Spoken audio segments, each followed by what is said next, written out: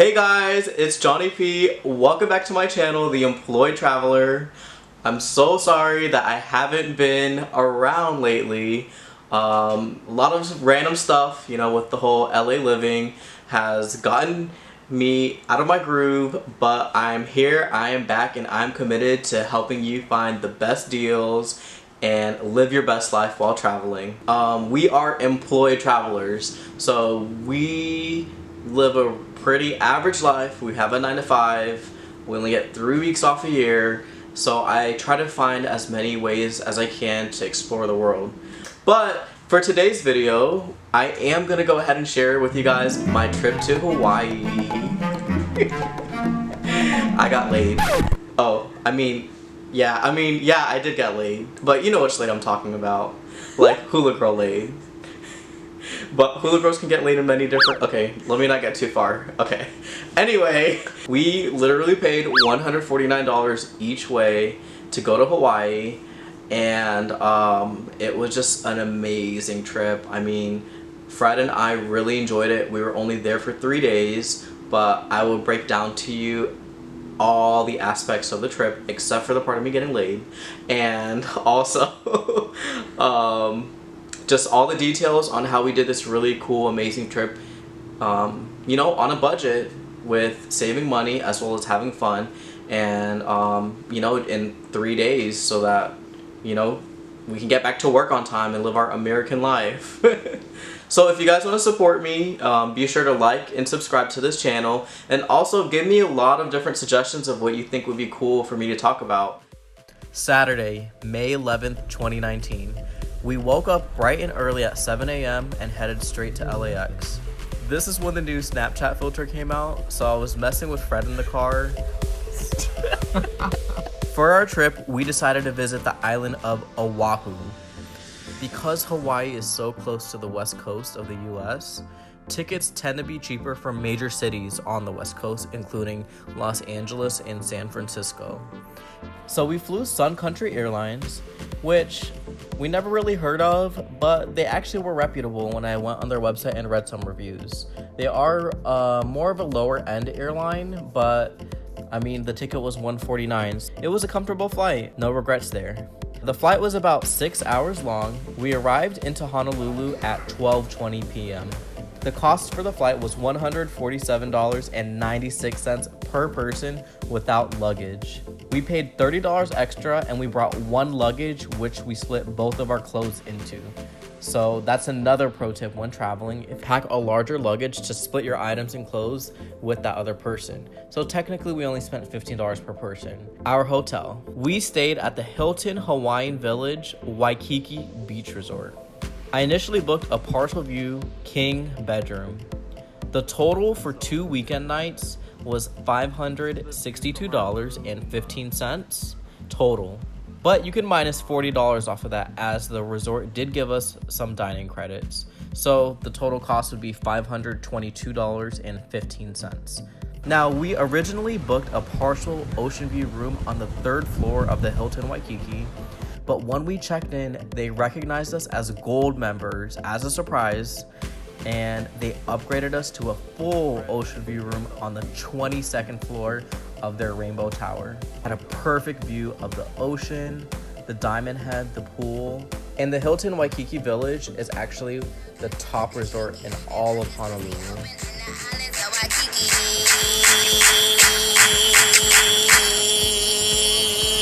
I know my channel is about helping you guys travel on a budget. So if you're more of a budget traveler and you're not looking to stay luxurious and explore the island, I would definitely recommend to look into Airbnb, as there are so many affordable options.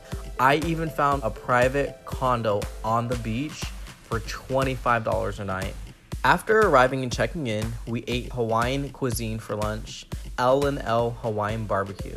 We only spent $12 each, and it was so worth it. For nighttime, we had 2 drinks and simply just relaxed at the beach around our hotel, since we had a pretty long travel day.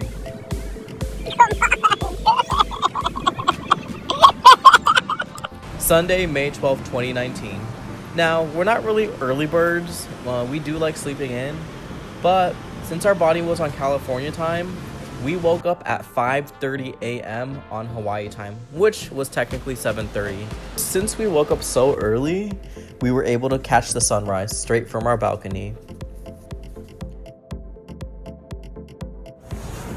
Oh my god, I'm so excited. The one thing that I really planned for this day was to eat McDonald's breakfast. In Hawaii, they actually serve white rice and Spam. I had my heart set on it. And I even got a free Kona iced coffee since I have the McDonald's app. Oh my goodness, the Spam was savory, the rice was warm, and the eggs were fresh. And it was everything I dreamed of. So when you're in Hawaii, I would definitely recommend to eat at McDonald's for breakfast to try out this cool dish. A bonus is that they do have the Kona iced coffee, as well as they serve taro apple pies. After we were full from our meal, we wanted to do an ATV ride, but all of the companies were actually sold out, so definitely book in advance. I really planned this trip on a whim. I was planning to just Uber around once I got to the island. When I plugged in my location to the Pillbox Trail from my hotel in Waikiki, the cheapest option for Uber was $73. It was ridiculous, so we did a little bit of improvising. Yes, Daddy. We noticed that there was a local scooter place right outside of our hotel. We did see some Jeeps and cars in the back. We asked how much it cost, and it was actually only $130 total. So it was so worth it. Yes, randomly renting a Jeep. We started heading our way over to the Makapu'u hike, and we decided to take a pit stop at the Halona Blowhole. We drove further down a bit more and arrived to the Makapu'u hike. I would definitely recommend this hike if you're hiking with family and if you want a nice, short to moderate hike to do. I would recommend to go earlier in the day because it does get pretty hot by noon. And of course, it does get humid in Hawaii.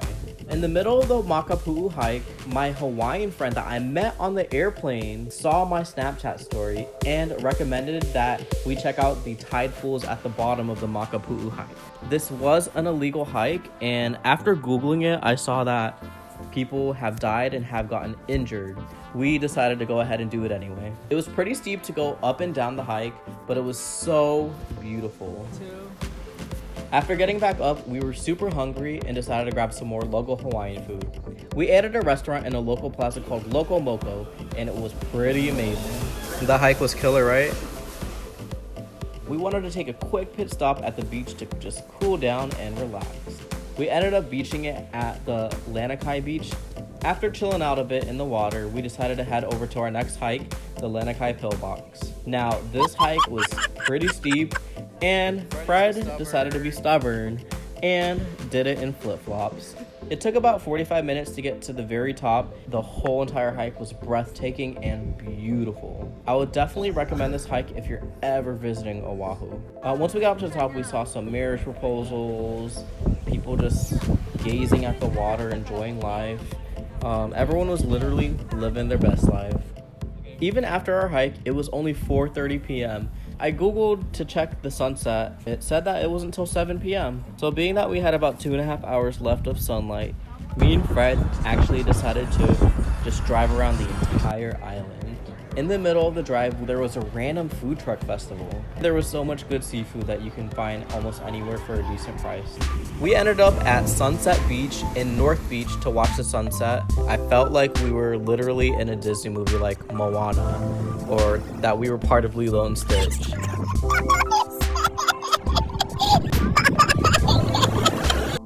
After the sun went down, we decided to head back to our resort in Waikiki to grab some dinner. Tip: I 100% do not recommend to eat at your hotel, especially if you're staying at the Hilton Hawaiian Village.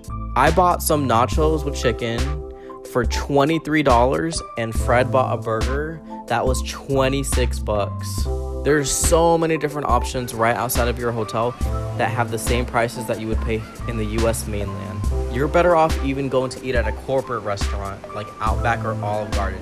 Monday, May 13th, 2019, our last day of our trip. You ready, Fred?